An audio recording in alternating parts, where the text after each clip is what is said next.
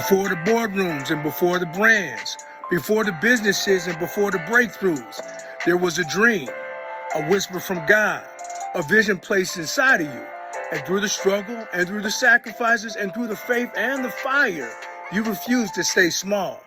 This is for the ones who rose anyway, for the ones who turned closed doors into open highways, for the ones who never were given a seat at the table, so they built their own.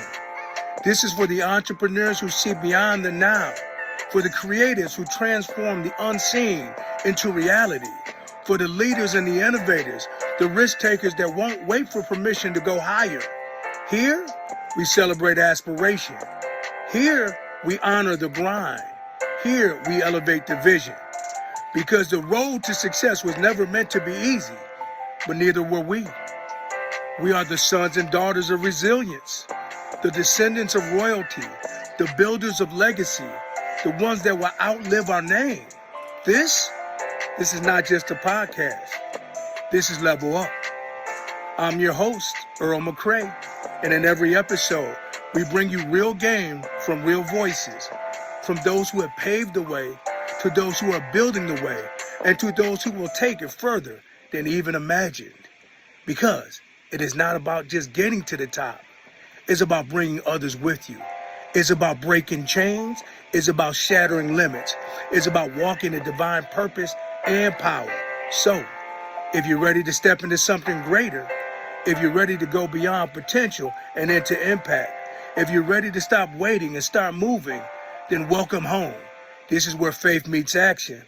This is where dreams meet discipline. This is where we level up. All right, my Level Up family. I hope you are ready for episode 61 entitled From Combat Boots to Healing Hands. Dr. Kimberly R. Kelley on medicine, mindfulness, and mission-driven wellness. Welcome. Aloha to you and your family and your community. It's so nice to be here. Thank you. So listen, Level Up family, I'm going to share some prepared words for you, but I want to keep it real. When I met this young lady 7 months ago in Hawaii, yeah, my wife and my one of my business partners, we were initially this sister has such a magnetic personality. And then when she presented, it's like everyone wanted to be her best friend. But I am really excited. It's been a couple weeks of me being persistent, but we finally got her on the podcast. So my Level Up family, here's what you need to know. I hope you're ready for something special, because what we are about to step into is not an interview, y'all.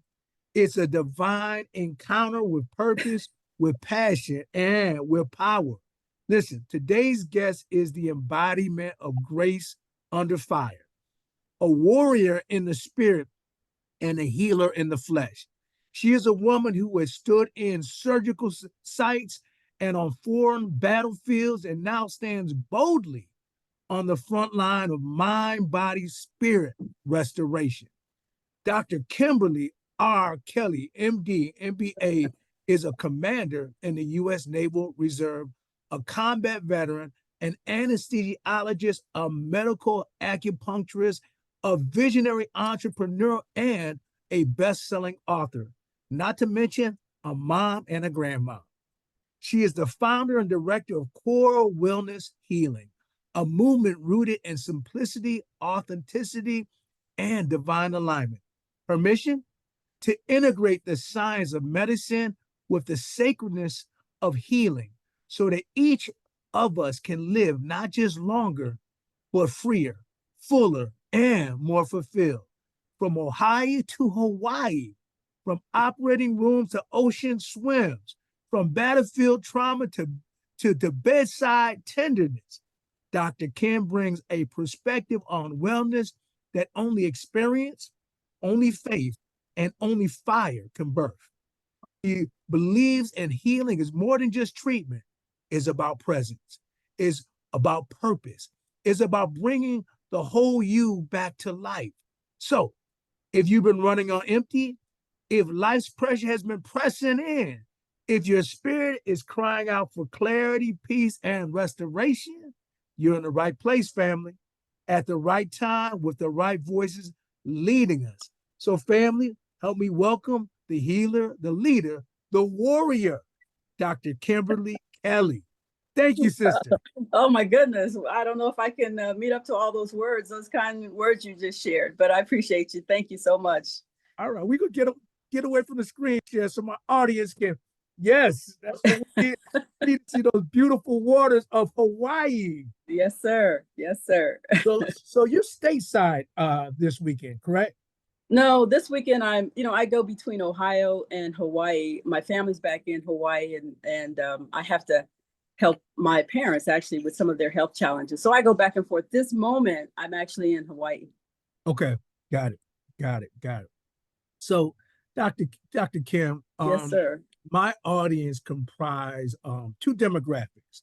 Mhm. The first demographic is folks, of that 40, 50 age. The kids are out of the house. They've been on in the workplace for a while, but they've come to the place where they realize no matter how excellent we perform at our job, we can't give our job title to our kids. So now we're kind of playing catch up. We're trying to get those gears grinding, and we have our hands on a couple of different things, and we're honing in on something that can produce some generational wealth. But then I also have a demographic of young folks, that 18 to 28 demographic. They're not necessarily interested in working at a job for 20, 30 years or getting a degree and going into debt that may or may not pay any dividends. And they look at entrepreneurship as something tangible. They just got to figure out where they fit in. So with those two demographics being the heart of our audience, what I would love for you to do is kind of share a little bit about your origin story, because we know success is not a straight line. No, success isn't a straight line at all. And actually, I think I can speak to both of your demographics only because I've been on the path for a while, and I have young adults, I would say.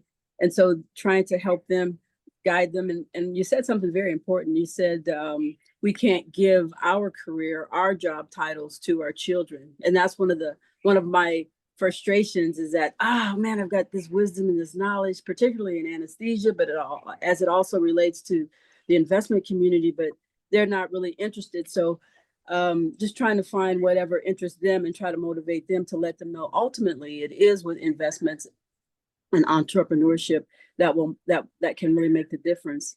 As far as my story, I born and reared in a small town in Ohio. Always wanted to be a healer, I will say. But my mom said, that means you want to be a physician. So I'm like, okay, I guess so. So that's what I went on to do. Married with children. My transformation came when I had poured so much into my career that I actually neglected some of the more important things, like my family and particularly my spouse. And so that ended in a divorce. And that is what led me to come to Hawaii and in essence start all over again. But it was what these aren't trials and tribulations. They are trials and tribulations, but more than that, they're lessons. And it was a lesson and a blessing that I'm here and had an opportunity to start all over and really find the things that I really wanted to do in my heart and the things that spoke to my heart. And as it turned out, I had given so much to my career, but oftentimes your career won't give it back to you. Amen. I mean, it'll give you the money, but it doesn't necessarily provide some of those other intangible things that make us human, that give us joy and peace. And one of the other things I found, that you can work, 40, 60 hours a week on a job, but that's not what's going to lead you to wealth. You've got to use whatever you have, use your investments, use that money and invest it, take some risk and invest. And that was the difference and has been the difference for me in terms of my bottom line. It wasn't necessarily the medicine. You can make a lot of money, but it's not really what you make, it's what you keep. So good.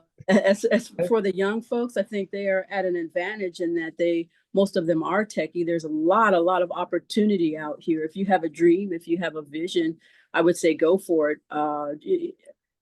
There'll be, if it were easy, then everybody would do it. And so if it, just follow your heart, and do whatever your intuition inspires you to do. And I think that's because happiness, you can't buy it. But if you have it in your heart from what you're doing and what you're feeling, gives you joy and peace and a sense of purpose, then that's the direction that you need to go.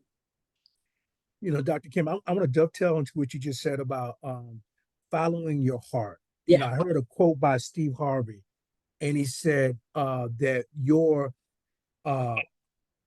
talent will make room. Excuse me. He said it this way. He said, your gift will make room in the marketplace. Yes. You just need to identify and double down on that gift. If you could share with my audience a little bit more in terms of those intangible gifts that everyone has, and just trying to figure out, how to market and maybe monetize that. How to monetize your gift? Well, I think it's an ever evolving situation. As you know, we met at a business conference because it doesn't matter your age. They call it Kazon. It's always, you will always continue to learn and you will always continue to grow. And so you have to continue to, your net worth is your network. And so meeting people like you, Earl, and your family and your community is just, it's an awesome opportunity. And so remember when I said I wanted to be a healer? Well, back then in those days, that meant you wanted to go into medicine. But as I evolved in my career, I realized that being in medicine, you're really not taking care of people the way that I had imagined. And so I don't want to be a pill pusher, just, come in and see somebody, okay, here's some medicine for your blood pressure, here's some medicine for your diabetes, here's some medicine for your high cholesterol. That is not medicine. That's not medicine at all. That's a pharmaceutical-based business. It is. And I understand that is the business of medicine, but that is not true healing. And so, when I came to Hawaii, it allowed me an opportunity to get more in tune to what I was really feeling in my heart. And that's how Core Wellness came about. It was some of the things that I learned on my own, some of the things as I was taking time out for myself, when I was walking the beach, listening to the birds and smelling the fresh flowers, those kinds of things in Mother Nature that are actually free, but that are so invaluable. So those are the things that help me to heal. The mindfulness, doing meditation, doing yoga, exercising, getting myself back in shape, proper nutrition, proper sleep, really, in a sense, being selfish. As parents, sometimes and business people, we're so busy giving to other people that we forget and neglect ourselves. And so we have to buckle up our own seatbelt first. And that was a hard lesson for me. I had to take care of myself so that I could take better care of my family. So those are the things that I learned. Those are the most important lessons. Take time out for yourself. Be a little selfish. It's okay. It is really good for you. And so what's so interesting, Dr. Kim, is one of the things that you and your Core Wellness team does for us on our weekly mastermind calls is, you pour into us, things around hydration, things around rest, things around, being able to recharge yourself. Because most of us are kind of in our grind season. So I wanted you to speak a little bit about that. Success isn't on accident, but it is engineered. Every entrepreneur has a grind season. Tell our audience a little bit about what yours was like. My grind season? Yes. Oh, wow. So a typical day would be waking up at 5:30, mainly a 12-hour day, not getting back to home until about 12:30. That was the medicine part of it. That was just my job. But then on top of that, I realized that, again, the job is not going to help me to make generational wealth if I don't invest it properly. So then I went back, got my MBA so that I could be more more business savvy, but there again, they teach principles. They don't teach, what actually you need, the tools that you really need to have to make yourself a success. So there I was again, back not at the bottom, but again trying to learn and try to understand. And so it was through networking and things like that. After I worked, then I would come home and spend an hour or two on the business, if you will, trying to understand, trying to learn what I needed to do. And I made plenty of mistakes, a lot of mistakes. Spent a lot of money trying to go to different courses and webinars and seminars and things like that. But at the end of the day, I was investing in myself first. Mm-hmm. So I had to invest in myself first, and then in essence, the business. So it was a grind, but we talk about it. You have to buckle up your seatbelt first and kind of take time out for yourself. You can't grind all day. That's not really healthy at all. You need your sleep. That's one of the most important things you need. Your nutrition is very important as well. And so, it's easy for you to just snack on some chips. Let's drink some coffee, or let's have a donut or whatever, because your body's asking you for something. Your body's asking for energy. But more than that, you have to be very strategic what you put in your body. I love you opened the door for my next question. Because again, sometimes when we're in that grind season, we can supplement, instead of resting, we caffeinate up. Yeah. Instead of plug in, we grab, a little something to nibble on in order to push through, instead of allowing our body to resettle. So you talked about strategy. I love it. Let's talk more about that.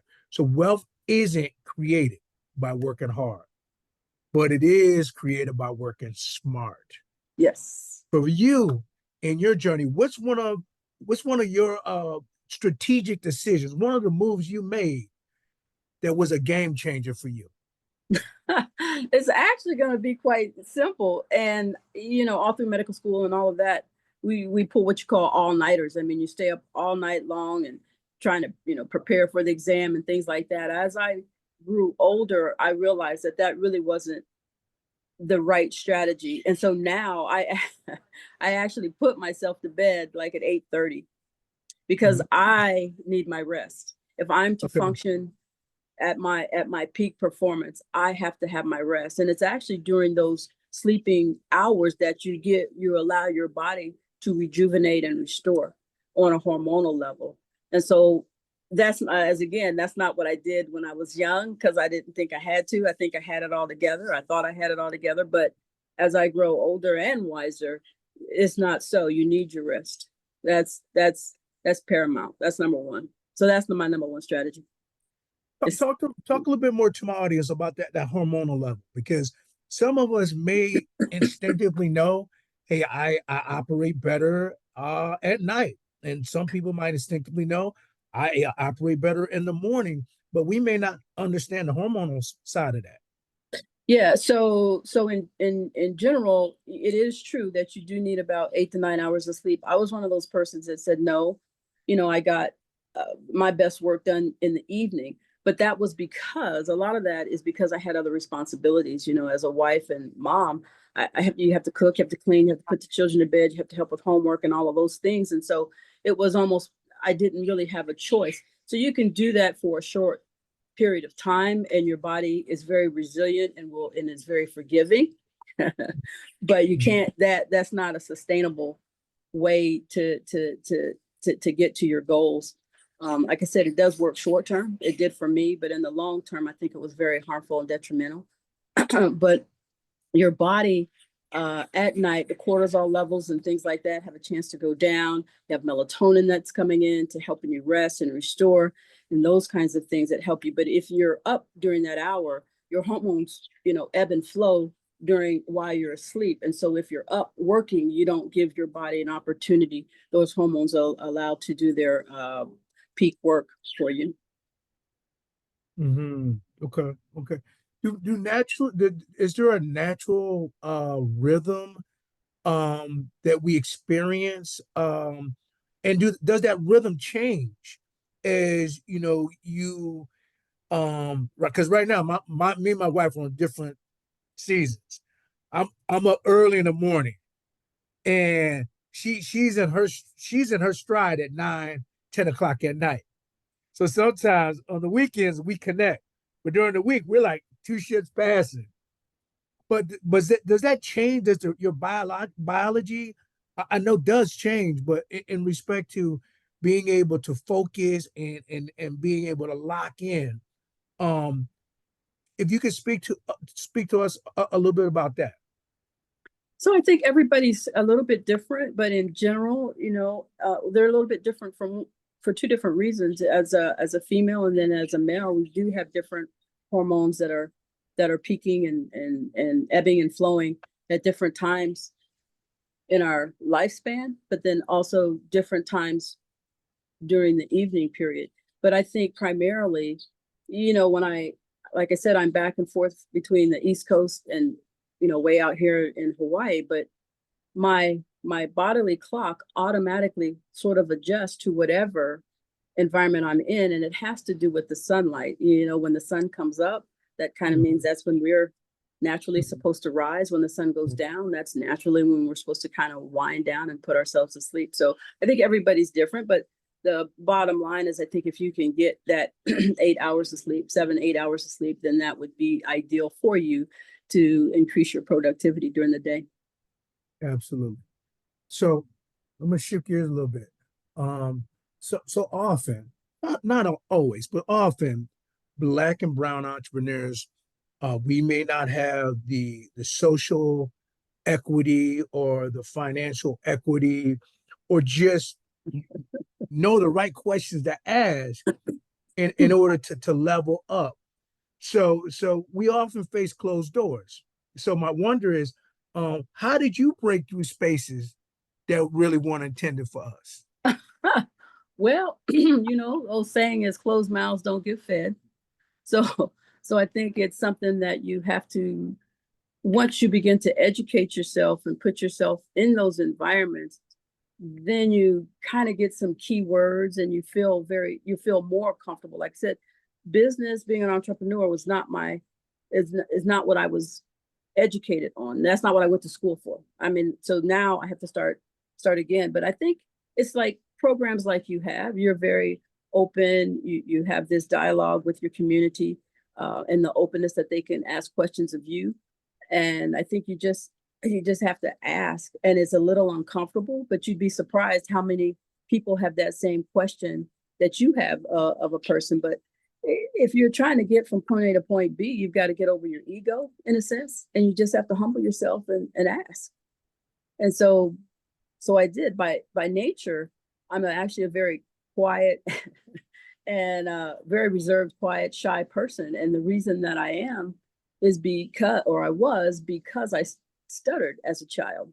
And so I became very, very quiet as a child because I didn't want people to know that I stuttered. I didn't want them to laugh at me and make fun of me. But as I grew older, as an adult, I realized that's not going to help me. I've got to get over that, overcome that some way, that anxiety. And so some of that is with breathing. And so I just have to take a deep breath and realize it's okay if I stumble or if I make a mistake. I'm human. It's all right. And just be kind of self-talk, be kind to myself and not beat myself up, because your words have power. So I don't want to speak ill of others, but I certainly don't want to speak ill to myself. So those are the things that help me. The speaking quietly, that meditation, those mindfulness techniques to kind of make me more aware of who I am and what space I'm in, and how to calm myself down. And we talked about that in some of the DB community. We have, about how to calm yourself. So I practice what I preach. Yeah. So I want to make sure my audience did not miss this. So I want to connect some dots. So based on the response you gave me, you said ask for help, ask for assistance, ask those uncomfortable questions. So there's two things I want my audience to get. All right. You got to make some new friends. You got to put yourself in some different rooms. Yeah. And it's not going to be comfortable. Yeah. Some people it's going to be very uncomfortable. So Dr. Kim, practical tips Someone's in a room, networking situation, perhaps. They're not a people person. What are some practical things they can do to get themselves out of that box, that self-imposed box? I think one of the first things you can do is just smile. You know, Mm-hmm. everybody, most of us are can easily relate to a smile versus Mm-hmm. a frown. So if you're just in those communities and you smile and you're just like, oh, well, my name is Kim. I'm interested in learning more about what you do. Can you tell me a little bit more about what you do? And you'd be surprised. It's just conversation, how that opens up doors and more conversation about what they may be interested in. But it's about just asking. And if you keep the other person talking long enough, they'll believe that you're very interested in them. And you may or may not be. That's not the point. But then they'll be pour more into you because they think you're interested in them. That's just human nature. So that's one thing. Uh, I often, if it's a guy, and I don't want to, if it's a guy, I actually will talk about sports. I know a little bit about sports and say, hey, did you watch are you watching did you watch March Can't Madness? go wrong, right? Blah blah blah. Those kinds of things. I mean, I just have a few little nuggets for guys that Yeah. and they're most men, not all, but some are very interested in sports, so I can speak to a little bit. It's not a long conversation, but at least it's an icebreaker. And that's, you just want to have a couple things in your back pocket to break the ice. Amen. Love it. Love it. Okay, guys, we try to be real practical here. All right. So I'm gonna go cerebral. We're gonna get brainy a little bit. So one of the things that I challenge people in my community to do is turn down social media and purchase an Audible account. Do reading, expand your mind. So me and my group, my team, we're in week 2 of a book called Thou Shall Prosper by an Mm, author called Rabbi Daniel Lampin. mm. And in the book, he speaks heavily about why Jewish people, um, based on population and demographics, are disproportionately represented on the Forbes 500 list. And a lot of it has to do with the biblical principles that they draw from the Old Testament. So the story that I like to ask is that mindset. Um, Wealth is often, I want to reframe it. Uh, um, prior to us getting into that book, I had my team reading another book by Byron Allen. I love Byron Allen. Okay. And he has this phrase that wealth is about ownership, not just about participation. And sometimes people of color, we are part of the cog, but we're not actually creating the system. So my wonder is this: what does ownership mean to you? And what are some structures? How have structures in your business? I'm clouding 2 questions. My question is this: what does ownership mean to you? And how have you structured your business so that you can run it even without being in it? So I can want it or So without being you can run a business with, run. so you own your business and not necessarily your business owns you. That's the trick.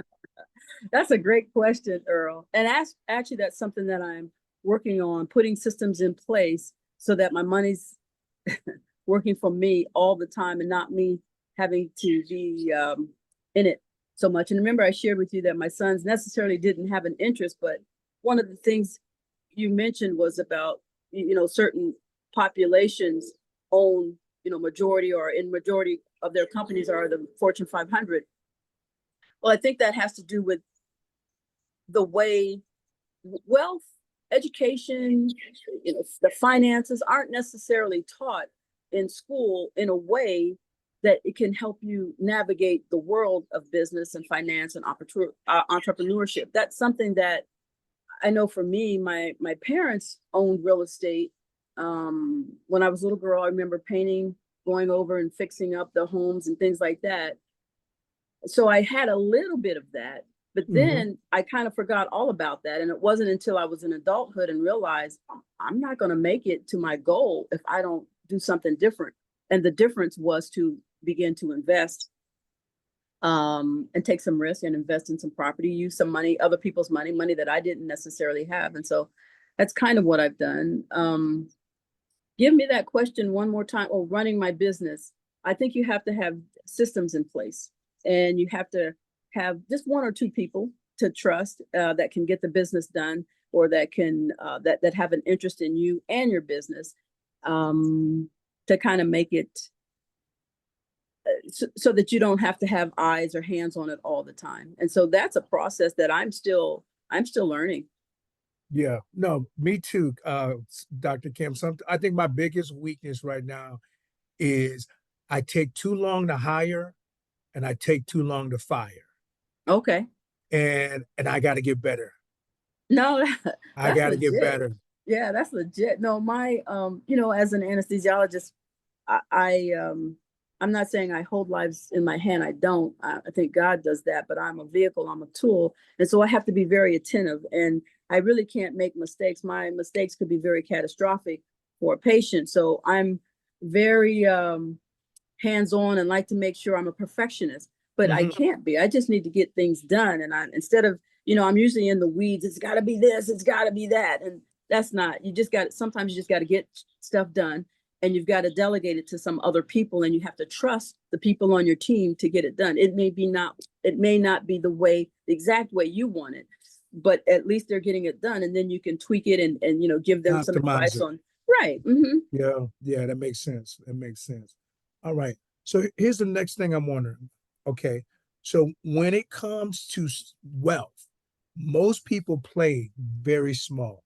Yes. What's one overlooked strategy that you found that helped you get to your next level? Oh my goodness, my goodness. That's a very good question. And I'll bring it home to Duran.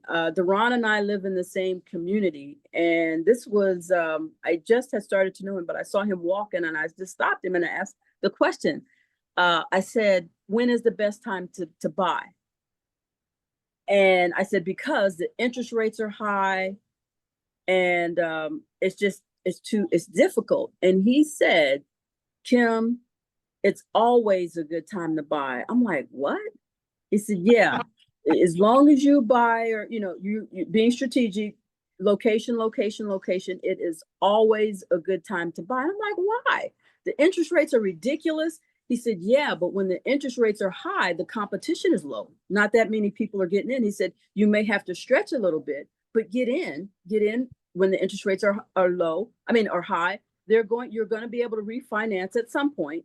So I said, well, okay. I said, but it seems like it'd be much better if the interest rates are low. He said, no, when the interest rates are low, you've got way too much competition. People are coming in with cash. You're not going to be able to purchase. I was like, so different way of thinking. And wow, that's totally yeah, upside down in terms of the way most people's linear yes, thinking works. yes. But Yeah. but it's those kinds of things from people like Daron, who I don't know if your audience knows who he is, but He's been on. He's been on. okay. So Yeah, so he's got it all figured out. And so if you don't know, you got to ask somebody who does know. And absolutely. D knows. D knows. He knows. Well, the proof is in the pudding. You can see what Yeah, he's done. Almost yeah, 100 streams of income, passive yeah, streams of income. So he knows what he's doing. So yeah. at any rate, All right. that's what I All would right. say by far. Bet it's always a good time to buy. Love it. Love it. Love it. And so, and this is not a bad question. Even in my son, I have a 29-year-old son, and I was trying to get him to pull the trigger on his first piece of real estate instead of him and his girlfriend renting. Yes. And that's the first thing he said. And I said, son, no, no, no, no, no, don't think that way. All right. You don't. I saw a bumper sticker. It's a real estate sticker. You don't wait to buy. You buy and wait. That's it. That's it. That's Buy it. and wait. That's it. That's Okay. it. All right. You know, something that I just did the other day, because I've been like trying to figure out how I can get my sons interested, or my children interested. I also have a daughter, she's in Indianapolis, but they kind of get it. They're, you know, trying to save their money to make a purchase, but my sons, I'm not sure, get it. So I'm like, let's play this game. And the game that we just played the other day was a cash flow, and it's by Robert Kiyosaki. And, you know, he describes rich dad, poor dad, and the 4 quadrants you need to get out of the rat race. And it was amazing how no matter what I've been sharing with them, they didn't get it till we actually played this game. Yeah. So you got to make it fun. Yes. You know, you got to make yes, this financial yes. thing fun for the young people so that they can get it. Because they don't, I mean, we Don't can get talk it. about it, but they're like, yeah, Yeah. whatever. Yeah. Well, And I know, we're gonna circle back to that game that you just mentioned for my yeah, because I want you to say more about that. Um, here's where I am right now. yeah. So speed round here. If you Oh, had to start over with nothing but knowledge and your experience, what would be your first 1, 2, 3 moves? my 1, 2, 3 moves. I'd buy property. I would buy more property, and I would buy more property. I would level up and buy more property. I think that is, you know, I think that's the key to wealth. Mm, Buying assets. Assets. A car mhm. is not an asset. No, no, not at all. And sometimes a house isn't, you Yeah, know. well, If say more about that see, because that's a very nuanced conversation. So right. talk to our audience. So, you know, we were brought up to, okay, you need to buy a house and buy a car and have a job, retire at 65, live happily ever after. That's actually not going to get you to happily ever after. You have to invest in your home. If it's not putting money in your pocket, then it's not an asset. And so a home actually takes money out. You got to pay taxes on it. You have to pay upkeep on it. Taxes, insurances, those kinds of things. But if you buy a multi-level, multi-family, then you Mhm, begin to have assets. Now you're in a different bracket and money mhm. is being put into your pocket. So I didn't know that for the longest. You know, it's just like, no, I got a house. I got an even bigger house. Yeah, Yeah, you're just even more in debt. I mean, yeah. hello. Multifamily audience, multifamily, Yeah, multifamily. I don't care if multi-family. it's a double, a triple, whatever. No single families. No, Because, no, like Dr. Kim is saying, is it an asset or is it a liability? yeah, When most people buy a car, they think they're leveling up. Are you? no, yeah. Anything that depreciates the moment that you drive it off the lot is not an asset, y'all. Right. Unless the only Unless, caveat to that is if you're using that car for your business, if you're using that car to do for Turo, or you're using that car, come on. you know, to do your That's business what and I'm things talking like about. that. But if you're Yes. not, then it's not really putting money in your pocket. It's taking money out of your pocket. So, Awesome. All right. Our next question. You get in a time machine and you can journey back in time. You have a 5-minute conversation with your younger self. What does that conversation look like? that conversation would be follow your heart, follow your intuition. Don't listen to your head, and actually don't even not I wouldn't even listen to other people. I want to be so bold to say not even listen to other people. I think if I had listened to my heart, done what I wanted to do instead of everybody trying to pour into me and tell me what I should do, just listen to your heart. Your heart knows. There's a lot of DNA that goes back, you know, to your ancestors, and that won't lead you astray. Your mind, can be manipulated, and you know you can talk yourself in and out of stuff.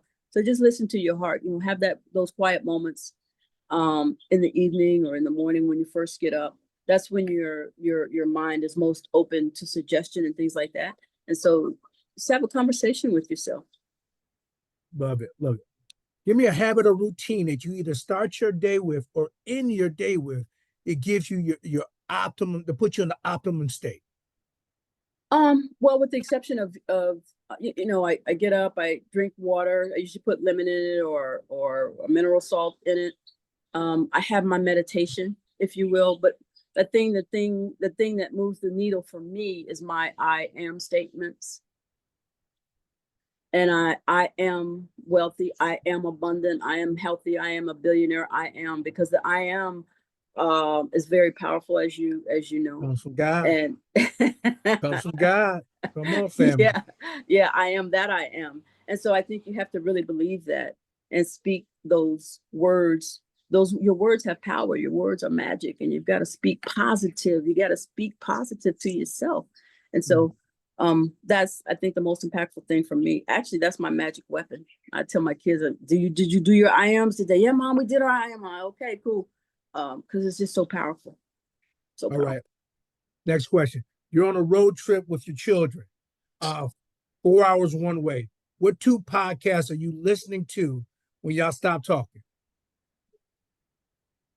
What 2 podcasts? I'm listening to your podcast, number 1. Let's go. Real Relief Consulting. Let's go. Yes. And then the other one, I would say Robert Kiyosaki. Robert Kiyosaki. I like what he has to say. Those are the 2 that I listen to. Amen. What 2 books should a young entrepreneur dive into in their first 90 days of doing their LLC or DBA or whatever that structure is? And well, I think the classic one is Think and Grow Rich, which I read to kind of give me an idea of where I needed to be in those quadrants and how I get out of the rat race. And but the second one, the most important one for me, is called the book is called The Game of Life and How to Play It. And it was written in 1926 by Florence Scovel Shinn, but it's also got some very biblical takes in it as well. But more importantly, this is a game. If you know the rules, you can play it, and you can play to win. So, amen. Love it, love it, love it. All right, for my young entrepreneurs, for my professionals who are listening in right now, and say they feel stuck, okay, what's one mindset shift that they can make that can potentially change their trajectory? A mindset shift. And they're stuck. Okay. So if they're stuck, then that means, to me, that would mean that they may be having doubt or depression. They may be having doubt or depression as to why they can't get from point A to point B. So I would say, again, go back. If your audience is a praying audience, I would say pray, but then again, you have to ask. Ask and it shall be given, seek and you shall find. That's number 1. And then number 2, the I am statements. I think those are, like I said, for me, those have been like magical. You so step that on the toes. Yeah. Absolutely. Yeah. Every morning. Yep. Every morning. Evening too. Yeah. Evening too. Well, you know what's interesting? I'm an auditory learner. And I thought that, me saying it out loud and then listening to myself would get me in that state. But believe it or not, what takes me there even faster is when I journal. Yeah, that written word. When I journal my I am statements, I don't care what's going on in the outside world. I don't care who's in the White House. My inner voice is louder than any of that noise. And I think a lot of young people, and because so many young people kind of are in my audience, I really mean this. It may seem like the sky is falling politically. Yes. And there's a lot of crazy stuff happening. But don't let that white noise on the outside world diminish that inner vision. And maybe, Kim, you can speak to that. Oh, wow. Yeah. So I think a lot of that white noise is actually by design. Now, we don't have to get into, I don't really speak about politics or anything like that. Right. But a lot of that is to divert you from what's really happening in the world. So if everybody's saying, do this, and hey, look at this over here. Look at what the tariffs are doing. Oh, look at this, look at that, whatever. They're doing that on purpose. They Amen. want you looking over here while they're over here doing something else. The real deal is happening over here. So I think you have to keep your eye on the prize, whatever that is that you feel that you're doing and that you're interested in. And when things go astray in your life, and things go astray in my life too, all the time. But there's something that I heard Louise Hay say: when you're overwhelmed, you're anxious, like, oh my gosh, this bill is due. I don't know how I'm gonna pay. Why did I do that crazy thing? Why did I do that? You need to say, all is well, all is well, all is well. God, universe, whatever you want to call your higher power, is giving me everything that I need, that's working in my best interest, and all is well, and I am safe. And you just say that, and there's this peace and calm. All is well, all is well, all is well, and let all of that other stuff go. Love it. I love it. I love it. We're at our last two questions. So we're the plane is taxiing right now. We're overhead. We're about to land this plane because you and I got another podcast to jump on. Yeah, we do. Yeah, we Yeah, do. so here it is. I guess what I'm interested in you sharing with my audience is this. So a lot of what we do is we don't just talk about best practices in terms of because we know that sometimes it's not knowing the path, it's following the path. You know the path, you just got to get yourself to execute. Okay. So let's talk about that. If someone is listening right now, they're inspired, they're ready to move, but they don't know where to start. What's the first step they can take today to change their life? Ooh, that's a good question. That's a tough one. What's the first step they can do? I don't know. I guess I would need a little bit more detail on the individual. I don't want to just jump out and just say do anything, but I think action steps are the most key. I think sometimes we think too long, we ponder too much. I would just say take any action in the direction that you want to go. Imperfect action. I don't, and I can't really advise unless I have a little bit more specifics. But I would just say take action. Don't wait. Do something. Just move. Just move. Gotcha. All right. Last question here. So I need you to speak to, an ideal goal vision that you have simmering in the crock pot of your soul. I'll share out to kind of give you an illustration. So you talked about the Robert Kiyosaki game. Yeah. So one of the things that I'm doing right now is I have a non-for-profit called the Black Wall Street Program. And what I do is I assemble once a month my young adults, and I operate out of my church. Once a month we get together, we have a guest speaker, share an idea. We have a book that we break down, and then we spend 2.5, 3 hours playing that board game. Really? Because I want them to have Oh my tangible goodness. skills. Now, here's what's in the crock pot of my soul. We have only one Black-owned radio station in the city that I live in. I'm taking this idea to him because I would like him to help me facilitate this as an after-school program at Yes. one of the schools once a month on a Saturday. Yes. So that's what I'm trying to manifest. Yeah. No, not you're that, not trying. You're not trying. That's what you yeah. are And I want, manifesting. and because you're my accountability partner in our masterminds, you need to know that because you got to hold me accountable. Oh, wow. What's something in the crock pot of your soul? Yeah, in the crock pot of my soul, I joined the Navy actually to do missions work, really. And I joined 10 years ago as a reservist. And I since retired, but at any rate, I thought I would be on the Mercy ship or the Comfort ship doing humanitarian efforts all over the world under the guise of the Navy. Well, that didn't happen. They sent me to Afghanistan. And so I got to play soldier girl, even though I was in the Navy. So one of the things that I want to do and am doing is using the gifts and talents that I have in anesthesia to share with others doing relief missions. We've got one coming up in Kenya. We've got one coming up in Grenada, and just teaching anesthesia to those who are interested. And so I really like to educate and share my wealth of knowledge and wisdom in anesthesia. I mean, the business and other things as well, but my passion, my heart, what I'm most skilled at is actually in anesthesia. So somehow sharing that with those who can appreciate it and those who want it and or need it. So love it. I love it. Dr. Kim, thank you so much. You have blessed my audience and have enriched them. And here's what I want to share.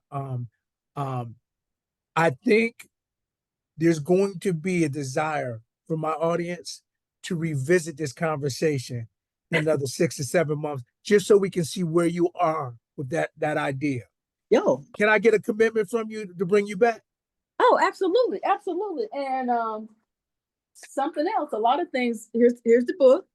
You can read about it. A lot of the principles that I talk about in this quick little book right here. You know what, Dr. Kim, if you take off your background image, the book, because we can't see it. Oh, I'm not techie like that. I'm gonna Look, get you. No worries. I'm gonna have a copy of that book in my social media. You'll send me a PDF, and I'll be promoting it in my group. I appreciate you, and Earl. It's been a pleasure.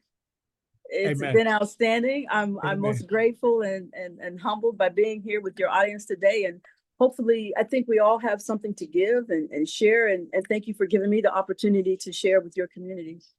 All right. Well, hey, family, that's one in the books, right? I want to say a special, heartfelt appreciation to my friend and my accountability buddy, Dr. Kim. And as always, family, be blessed, but more importantly, be a blessing. Take care. Good afternoon, everybody. Bye-bye. Aloha.